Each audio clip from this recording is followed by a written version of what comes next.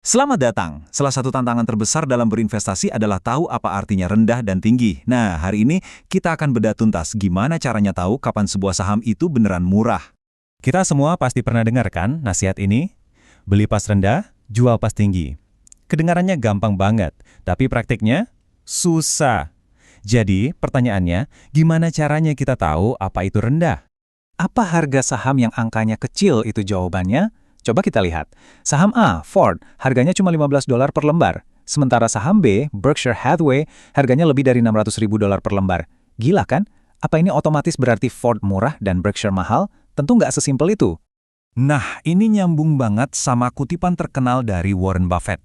Harga adalah apa yang Anda bayar, nilai adalah apa yang Anda dapatkan. Ini dia inti dari obrolan kita hari ini, perbedaan krusial antara harga dan nilai. Oke, kita mulai ya. Metode pertama adalah penilaian relatif, atau gampangnya, seni membandingkan. Ini metode yang paling gampang dicerna, dan saya mau cerita sedikit deh pengalaman pribadi yang uniknya, sama sekali nggak ada hubungannya sama keuangan.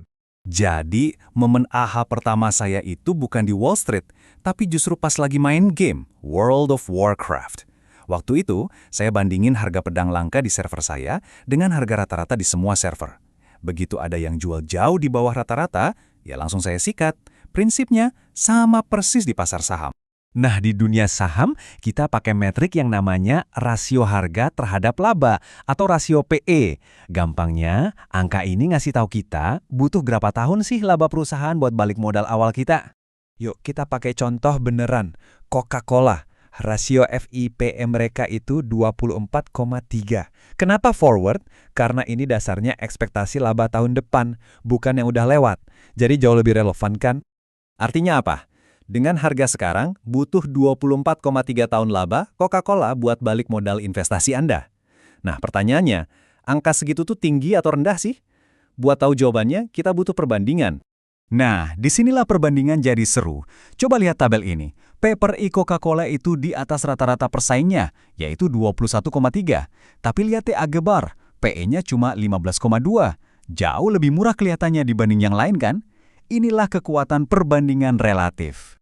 Tapi, tunggu dulu. Ada masalah besar di sini. Gimana kalau ternyata satu industri itu kemahalan semua? Ini kayak nuker kucing seharga $200.000 dengan anjing $100.000. Kelihatannya sih deal yang bagus secara relatif. Tapi ya ampun, Anda tetap aja bayar kemahalan buat seekor anjing. Dan Buffett sendiri ngejelasin ini dengan sangat baik.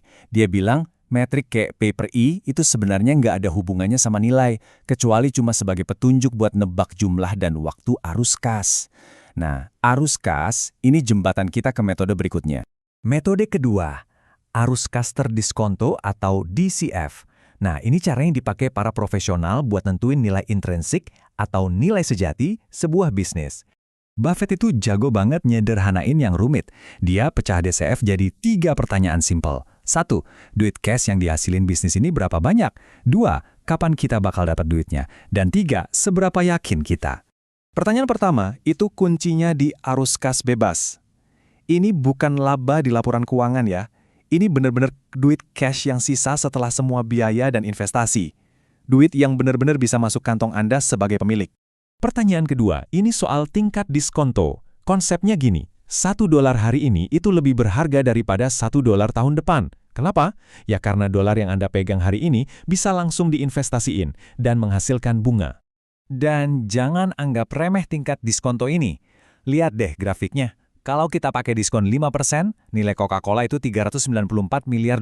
Tapi begitu kita naikin jadi 10%, nilainya langsung anjlok ke 260 miliar. Perubahan kecil diasumsi, dampaknya gede banget.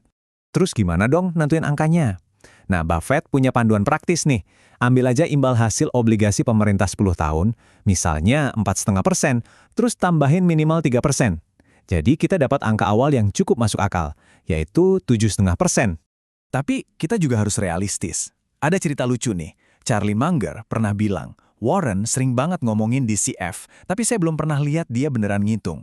Dan Warren setuju, dia bilang, iya benar, karena nilai itu harusnya kelihatan jelas banget kayak teriak di depan muka kita. Intinya, hitungan itu alat bantu, tapi peluangnya harus jelas. Oke, jadi 2 pertanyaan pertama, soal berapa banyak cash dan kapan, itu bagian matematikanya. Tapi pertanyaan ketiga Buffett ini, mungkin yang paling krusial. Seberapa yakin Anda? Ini soal kepastian.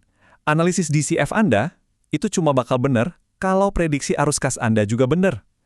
Makanya Buffett suka perusahaan yang gampang ditebak, kayak Coca-Cola, yang bisnisnya nggak akan banyak berubah dalam 10 tahun.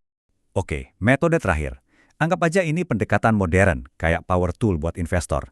Ini menggabungin prinsip-prinsip tadi, tapi dengan cara yang jauh lebih cepat dan efisien. Cara kerjanya gini. Pertama, kita ambil data historis dan perkiraan analis. Terus kita masukin asumsi kita sendiri, soal pertumbuhan, margin, dan lain-lain. Nanti, alatnya yang ngitungin potensi harga di masa depan. Dan yang paling keren, ini langsung diterjemahin jadi ekspektasi imbal hasil tahunan buat kita. Jadi, setelah kita bahas 3 metode ini, apa intinya? Poin utamanya adalah, nggak ada satupun formula ajaib. Yang ada adalah seperangkat alat, toolkit investor, yang harus kita pakai bareng-bareng buat mengeroyok sebuah nilai dari berbagai sudut. Dan Charlie Munger lagi-lagi nyimpulin ini dengan sempurna. Dia bilang, investasi itu permainan yang dimainin pakai banyak teknik. Peluang terbaik itu, ya pas semua metode kita nyanyiin lagu yang sama. Maksudnya pas sebuah perusahaan kelihatan murah dari semua sudut pandang yang kita pakai. Nah, sekarang Anda punya alat-alat yang dipakai semua para master investasi. Jadi pertanyaannya sekarang buat Anda, setelah semua ini, perusahaan mana yang bakal Anda analisis pertama kali?